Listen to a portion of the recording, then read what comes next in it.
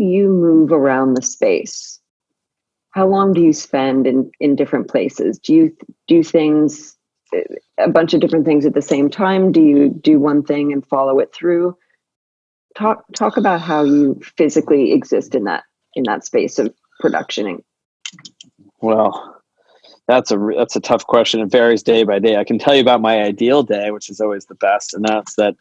I spend time in one area, doing a quick sketch, and then I'll maybe go over to the wood area and build the thing out of wood, and then in the middle of it have some paper there and do some drawings at the wood table to make some changes on site. Like I would never draw something on a computer and send it out. I think that mistakes in the process generate authentic details.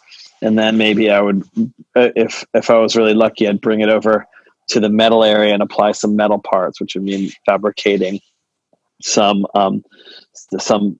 parts out of steel or stainless steel or titanium, and then bring those over to maybe like the drill press and drilling out. And then bring that over to like the hardware store and selecting some hardware to screw it all together.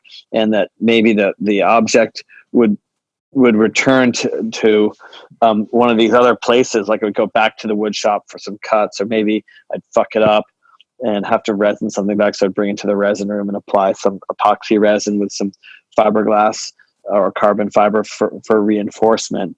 And then maybe I'd bring it up to the studio upstairs to do some wood burning on it. Or maybe if it needed a lot of wood burning, I'd do a drawing on it. And then someone from my team would burn in the lines so I could just draw it quickly. But then the studio system could burn lines into, so that it would, in a way that I've taught them, so that it would have greater depth. And so I could be working on a different component, and that the sculptures would rotate around the studio, doing many times, accumulating the debris and scars and filth of each of those processes.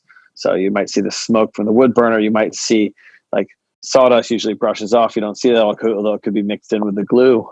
If I was sloppy, you'd see the evidence of that. Or if on the metal table, the metal's really dirty and dusty, so you might see like, some carbon marks on something.